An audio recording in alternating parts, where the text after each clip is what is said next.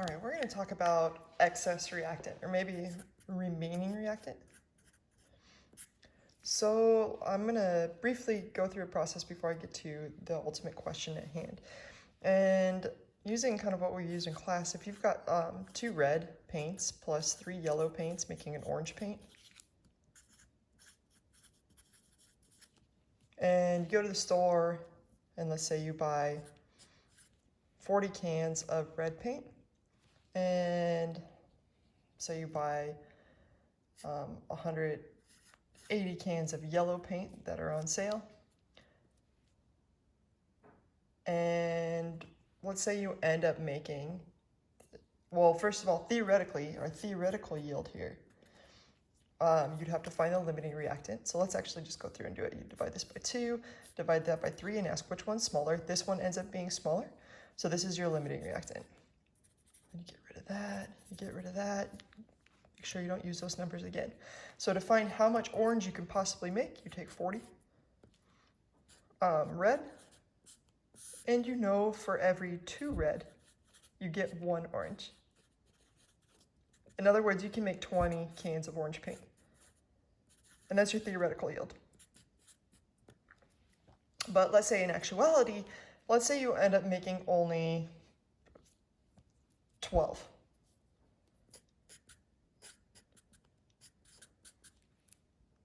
Okay, so in actuality, you ended up only making 12. In theory, you should have made 20, so you could find your percent yield would be 12 divided by 20 times 100%, and what is that, 60%? Okay, now what if I said, how much red is left? How much yellow is left?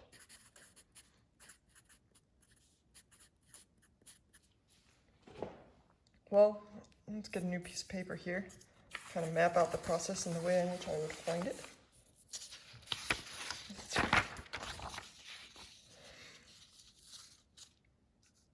I'd say given the 2 red and 3 yellow, again, you started with 40 and 180. You made 20 oranges, so I put my actual yield over here. Or excuse me, you made 12 oranges. So if you made 12 oranges, that means you had to have used up 36 yellows. That's just stoichiometry. We had 12 orange. We know for every 1 orange, you used up 3 yellow. And that would give you 36. You do the same thing for red. Again, you know for every 12 orange, you have 12 oranges.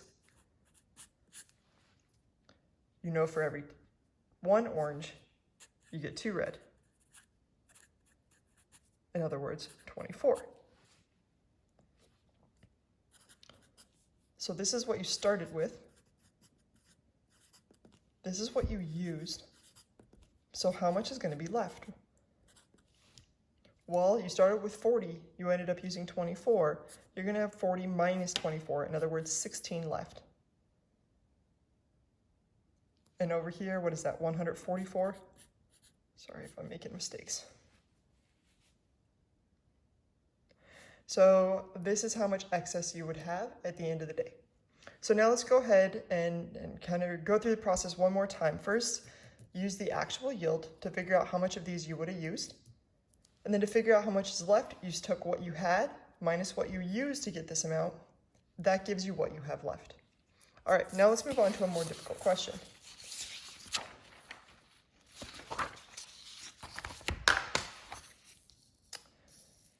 It says when 12.8 grams of C8H18 underwent a combustion reaction with 8.24 grams of O2. And again, the second you see grams, you want to put it into moles.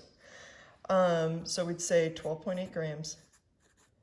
We know that there's 114.23 grams per mole because you have it memorized, probably by now. And if you didn't have it memorized, you add up the mass of 12 carbons and 18 hydrogens.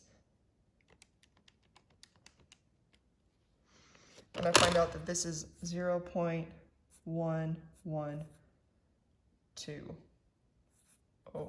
I'm going to keep 2 extra sig figs, which I like to do, and that would be mole. You do the same thing with O2. 8.24 divided by the mass of O2 is 32 grams per mole.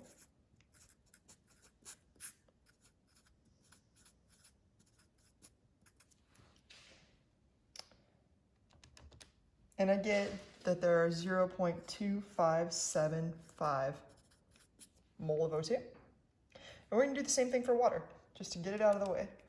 1.35 divided by 18.02 grams per mole. Now, I like to give these masses in your problem so you don't spend a bunch of time calculating masses. That's not my intent. And here I get 0.074917 mole.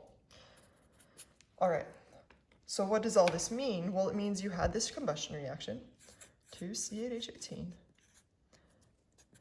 plus 25 O2, yielding 16 CO2 and 18 H2O. And you should know how to balance this combustion reaction from the previous chapter. To start with, we had, for the C8H18, 0.11205 mole. For the O2, you had 0.2575 mole. Now, you didn't necessarily use all of that, but you did make of water 0.074917 mole. So you should see a pattern emerging here, which is really similar to the last. We had our started. Now we're going to have our used. Well, to get our used, we had to, if you remember, use the values for the product and figure out how much we would have had to use in order to make that much. So how much, for example, oxygen did you have to use in order to make this much water? Well, let's calculate it. We had 0.074917 mole of water. You know, for every 18 mole of water, you would have used up 25 mole of O2. So let's go ahead and multiply it by 25, by 18. And I get 0.10405 mole of O2. That would have 3 sig figs at this point.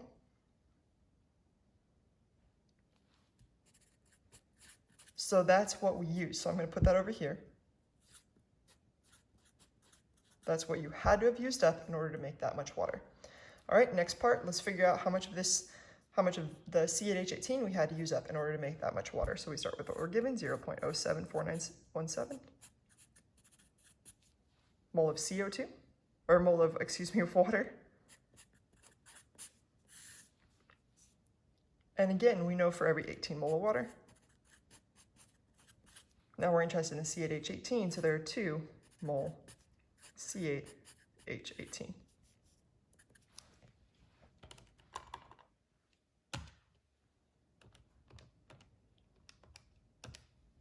And I get an answer of 0.00832241. That would also have 3 sig figs, mole of C8H18. Okay, so over here I'm going to put that answer, 0.0083241, 3 sig figs. And each of these has 3 sig figs because they came from the grams up here.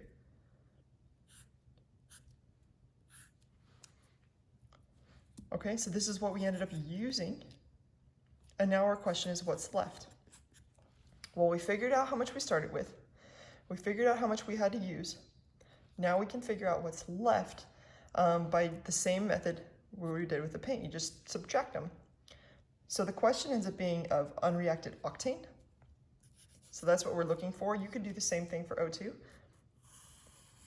But all I'm going to do is say, what's 0.11205 minus the 0.00832241? And I get that it's an answer of 0.10373. When you subtracted though, this one you knew the tens, hundreds, thousandths place. This one you knew way past that, so we only know our answer to the thousandths place. So keep that in mind for the next step. So we have 0.10373 mole, but the question wasn't how many moles, the question is what is the mass in grams, so make sure you pay attention to that. We know that a mole of C8H18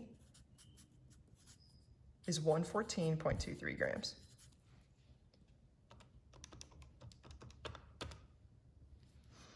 And I get an answer of, with 3 sig figs, because this had 3, of 11.8 grams are left. What's really cool is this is actually a real reaction. So if you put gasoline in your car, which isn't very efficient actually, and you combust it with O2, you get a certain amount of CO2 and H2O, and there's gonna be some leftover octane that didn't react. So it's pretty rad. I hope you enjoy this, and I hope it helps.